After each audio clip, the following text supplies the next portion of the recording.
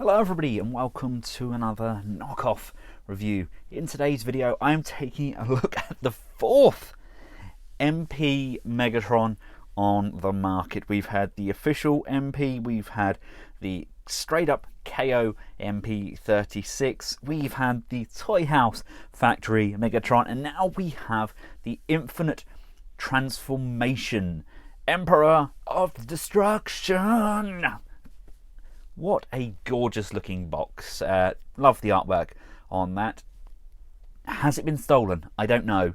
Has somebody else done this artwork and they've taken it without permission? I really don't know, but it looks outstanding. Taking a look at the back and side of the box, it's not trying to mimic the Masterpiece box, which is nice. It's not pretending to be a straight up KO, it's pretending to be its own entity. But that being said, that bio does ring some alarm bells and make me think that this was written by a Transformers fan, and they've done a pretty good job. Yeah, some of the grammar isn't quite spot on and there's a few capital letters missing in there, but they've done a pretty decent job of it. Now, much like the other versions of Megatron, he does come with a triple tiered plastic clamshell, and we have all of the standard bits that we'd come to expect, but we also get a baggie with some added extras. We get an additional rifle, which in all intents and purposes looks exactly the same. It's not until we put the batteries in that we notice the main differences. And we also get a selection of, was it Kremzig? Was that his name? A little electrical dude. I have a selection of 3 of them. This one's got a full mouth. These ones are slightly further apart. They look like they've got 2 pairs of eyes there, but that's a nice little addition. Now, they've opted for the non-insignia look, whereas the straight off MP36 KO had the insignia on, but like Toy House Factory, they've opted to keep it blank. We get the same face sculpts, very clean and vibrant paint applications on everything in this set. Definitely one of the nicest sets. The eyes especially are incredibly vibrant. And here we have the Emperor in all of his glory. One of the biggest differences between this guy and the others on the market is the back. The back has been cleaned up. It's just a panel that's added on, but it makes the world of difference. It really does clean up that entire section without making it look unnecessarily big. In my opinion, it's still a bit of a gap there, but if we just bring in the official MP36, it definitely tidies that up. And you'll also notice, just by looking at this back view, that the paint is very different indeed. This is now the 3rd type of paint that we've encountered with the Masterpiece Megatron. The 36 had the kind of flat metallic look, I guess. Then we had the Toy House Factory come out with their kind of very metallic looking figure, very similar to the G1 toy. And now we have Infinite Transformations giving us a very animation accurate colour scheme. That is a very good grey. Right, now let's take a look at these rifles and see the difference. First of all, the colour is different. The rifles that come with the IT Megatron are a lot darker, and there's actually a variant in the 2 as well. This one has a much bigger knob, and this one has the regular size, which is nothing to be ashamed of. Right, official IT. Very different sound. Up the next notch.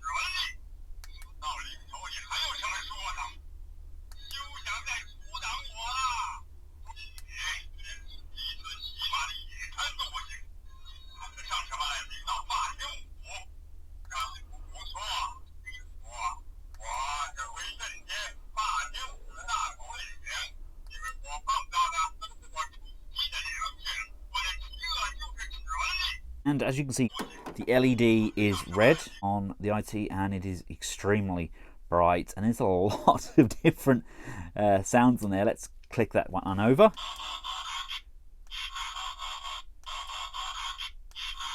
Just your bog standard transformation.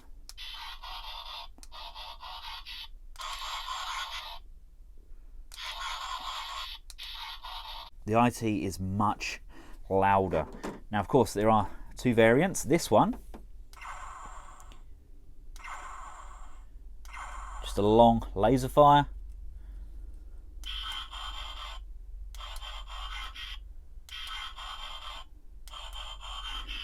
There is actually a third stage on this one, but it's right in the center and it's quite difficult to get that lined up, but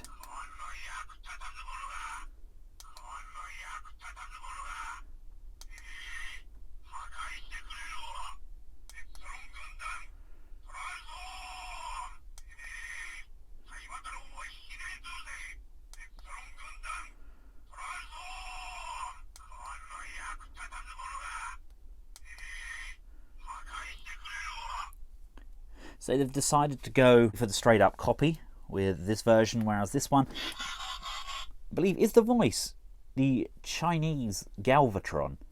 Correct me if I'm wrong there, but it does ring a bell and I can't put my finger on it. But for now, this is the most different of the options, so I'm going to go with this one.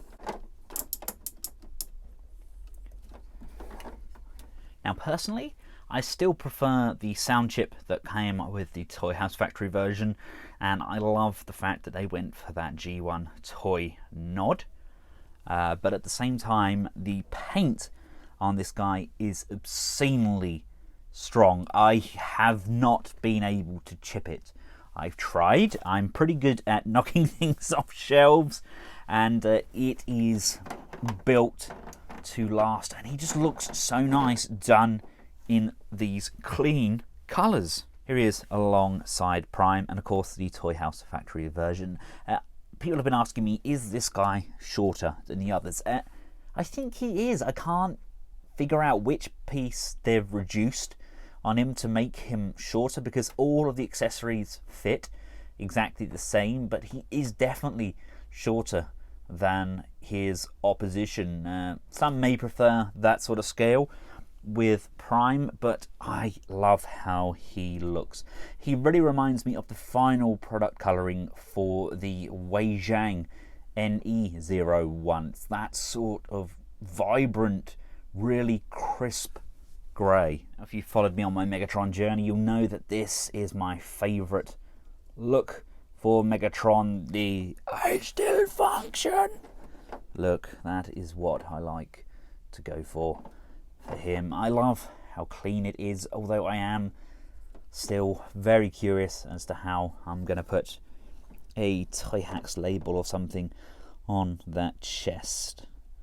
I have no idea, because it's all rigid and I want it to work so much, but I really don't know how to do it. I mean, we've got Starscream knocked off, we've had Soundwave knocked off, now we're getting Generation Toys KOs of their Devastator. I mean, we're going to have pretty much the whole G1 cast knocked off at the end of the day. Now, the next question is, have they improved on the articulation of the original Megatron? The joints appear to be tighter, in my opinion. We've got lovely ratchets on those arms, super tight ratchets coming upwards as well, loads of nice range there.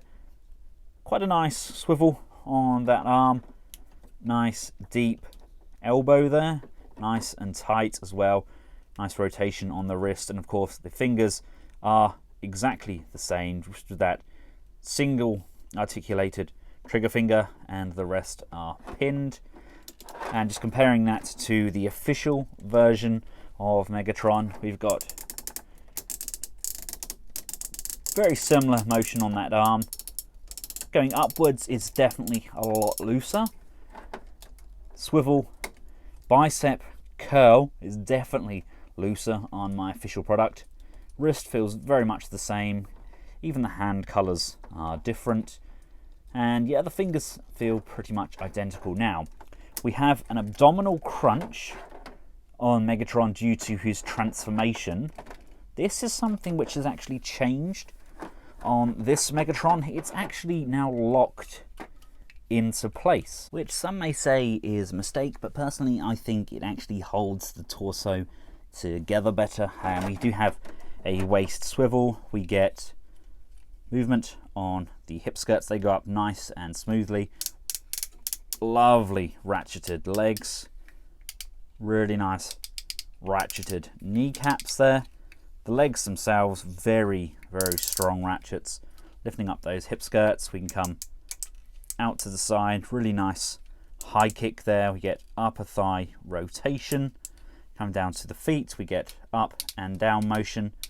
Get a lovely tilt as per usual, but unfortunately we don't get any left and right. And the same goes for the official Megatron, although these are definitely a lot looser, and it is just a friction joint going out to the side. There is upper thigh rotation. Very, very loose bend on that knee. Now you could say that this is because this has had a lot more playware. It's been in pretty much every single video that I've done comparing the Megatrons, so maybe it's wear and tear, but if you look back at my first video, even back then he was quite loose around those legs. Feet are still quite nice and tight, forwards, backs, and a nice pivot. So if we would go for looks alone, I would definitely go the way of Infinite Transformation or the Toy House Factory. It's completely dependent on what you want from your figure. Personally, I will be selling my official MP36 and my KO of the MP36. These are the two which are going to leave. Toy House Factory has just got so much going for it with the additional head sculpts and obviously my friend's printed crotch. We still can't quite bring his gun round to the side like the toy, but it's a pretty good attempt, and I still have to paint up the inside of his legs red, but I think he'll be pretty much done. But this, in my opinion, the IT version of Megatron is definitely the most animation accurate of any of these. That colour is pristine and perfect. Right, now I've popped Megatron's cannon on to make it completely fair. Let's just stick him on the scales. Megatron weighs 444 grams, which is 15.65 ounces, and the Emperor weighs in at 513 grams, which in turn is 18.09 ounces. So they've definitely increased his weight by adding more die cast to him, and even with his back panel removed, just to make it completely fair, he still weighs in at 507 grams. For those of you that are wondering, yes, the backpack does fit on the standard Megatron, although the colour is a bit of a giveaway. And for those that are curious, yes, all of the weapons work exactly the same, and they do hold exceptionally well in Megatron's hands. It feels like Megatron's kind of made his own clone army, doesn't it? And he's sending them out to battle the cross dimensions. Really do love the sculpt on Megatron. That's props to the designers of the MP36. They've done an outstanding job. I just wish that Takara had given us this colour scheme in the first place. I mean, just take a look at all of those accessories that we get with this set. Megatron is exceptional value for money compared to what we paid for the likes of Sunstreaker with his accessories. This guy is a steal. That's both literally and figuratively. Anyway, transformation stays nigh on exactly the same, so I will join you again when he's transformed up into his gun mode. And here we have him transformed up into his gun mode. Not gonna lie, didn't notice any difference whatsoever with the lack of that waist crunch. It didn't affect the transformation at all. Everything tabs in exceptionally well on this guy, and the end result, I think, is a much cleaner version of the gun. We still have the spring-loaded trigger there, we have your safety, we have the cock Is that what it's called? I don't know. Yes, it all looks exceptionally clean, and I still stand by the fact that that, in my opinion, is a much better colour. It just looks more natural and blends far better than the original. And let's not forget as well, we also have the black hip skirt pieces as opposed to the grey hip skirt pieces, which does make it look much more uniform. And here again with the stock and the silencer both put on, they both hold on exceptionally well. Again, they've gone for the slight difference in colour, very in keeping with their full colour scheme, and it holds exceptionally well. I just love how it looks. Personally, I've not noticed any scratching on here at all. I've shoved this on multiple times. Nothing is even remotely damaging that paintwork. This is on hard and fast. Yeah, they've done an exceptional job.